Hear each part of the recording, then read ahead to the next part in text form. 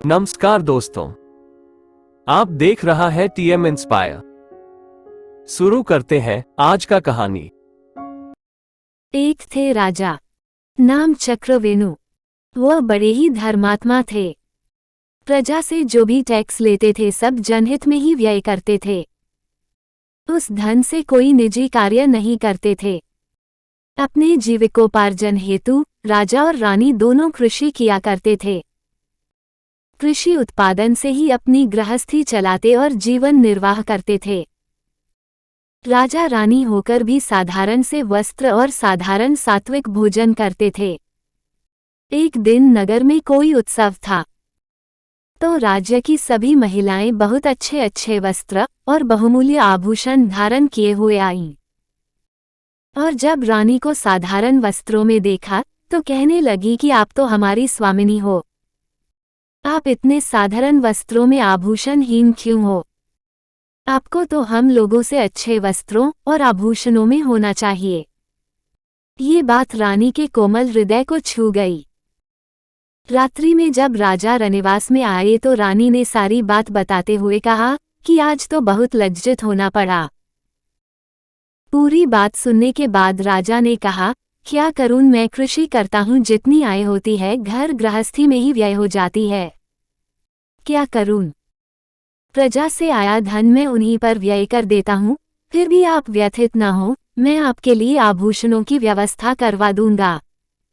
आप धैर्य रखें।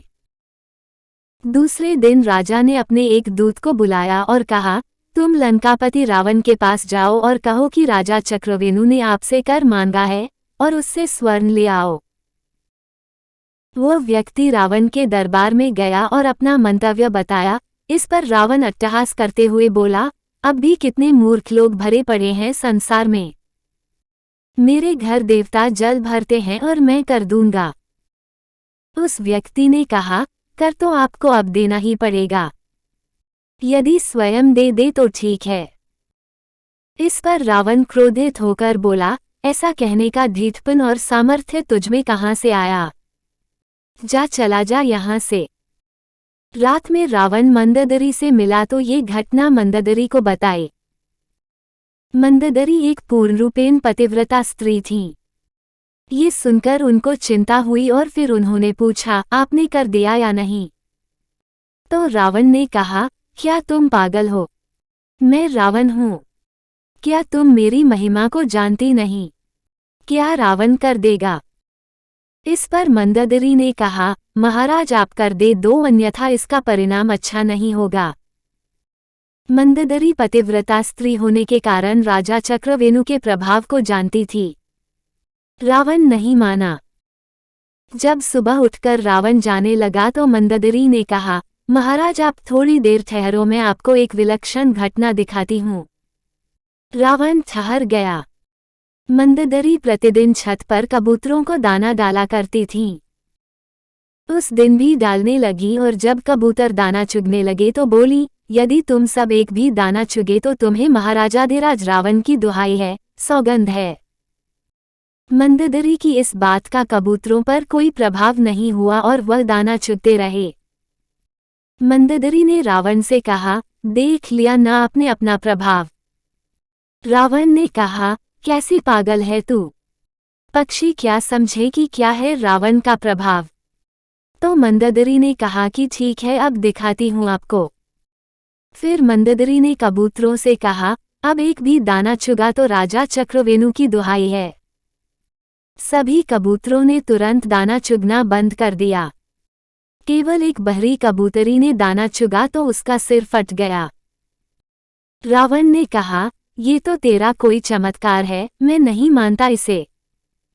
ये कहता हुआ रावण वहां से चला गया। ज्यों ही रावण दरबार में जाकर राजसिंहासन पर बैठा तभी राजा चक्रवेणु का वही दूत पुनः दरबार में आ गया। दूत ने रावण से प्रश्न किया, आपने मेरी बात पर रात में विचार किया या नहीं? आपको कर रूप में स्वर्ण देना पड़ेगा। रावण हंसकर बोला, कैसे व्यक्ति हो तुम? देवता हमारे यहाँ जल भरते हैं और हम कर देंगे। तब उस व्यक्ति ने कहा, ठीक है, आप मेरे साथ थोड़ी देर के लिए सागर तट पर चलिए। रावण निर्भीक था। उसने कहा, चलो, और उसके साथ चला गया। दूत ने सागर तट पर पहुंचकर लंका की आकृति बना दी और जैसे 4 द्वार लंका में थे वैसे द्वार बना दिए और रावण से पूछा, लंका ऐसी ही है ना? तो रावण ने कहा, हाँ ऐसी ही है। तो तुम तो बहुत दक्ष हो। दूत बोला, अब आप ध्यान से देखें, महाराज चक्रवेणु की दुहाई है। ऐसा कहकर उसने अपना हाथ मारा और एक द्वार को गिरा दिया। इधर बालू से बनी लंका का एक हिस्सा बिखरा, उधर असली लंका का भी वही हिस्सा बिखर गया। अब दूत फिर बोला, कर देते हो या नहीं? नहीं तो मैं अभी हाथ मारकर सारी लंका बिखेरता हूँ। रावण भयभीत हो गया और बोला, उत्पात मत कर। तेरे को जितना कर चाहिए चुपचाप लेकर चला जा। रावण ने उस व्यक्ति को ले जाकर कर के रूप में बहुत सारा स्वर्ण दे दिया। रावण से कर लेकर दूत राजा चक्रवेणु के पास पहुंचा और सारा स्वर्ण उनके समक्ष रख दिया। महाराज चक्रवेणु ने वह स्वर्ण रानी के समक्ष रख दिया कि जितने चाहिए उतने आभूषण बनवा लो। रानी ने पूछा, इतना स्वर्ण कहाँ से लाए? राजा चक्रवेणु ने कहा, ये रावण से कर के रूप में मिला है। रानी को अत्यंत आश्चर्य हुआ कि रावण ने कर कैसे दे दिया। रानी ने कर लाने वाले दूत को बुलाया और पूछा, कर कैसे लाए? दूत ने सारी घटना सुना दी। घटना सुनकर रानी चकरा गई और बोली, मेरे वास्तविक आभूषण तो मेरे पतिदेव ही हैं। दूसरे आभूषण मुझे नहीं चाहिए। आभूषणों की शोभा पति के कारण ही है। पति के बिना आभूषणों की क्या शोभा, जिनका इतना प्रभाव है कि रावण भी भयभीत होता है। उनसे बढ़कर आभूषण मेरे लिए और हो ही नहीं सकता। उसके बाद रानी ने उस दूत से कहा, जाओ ये सब स्वर्ण रावण को लौटा दो और कहो कि महाराज चक्रवेणु को तुम्हारा कर स्वीकार नहीं। आज का यह वीडियो आपको कैसा लगा कमेंट में बताइए। वीडियो अच्छा लगा तो वीडियो को लाइक कीजिए। अगर आप चैनल में पहले बार आए तो कृपया चैनल को सब्सक्राइब करें ताकि आने वाला वीडियो सबसे पहले आपको मिले। वीडियो देखने के लिए धन्यवाद।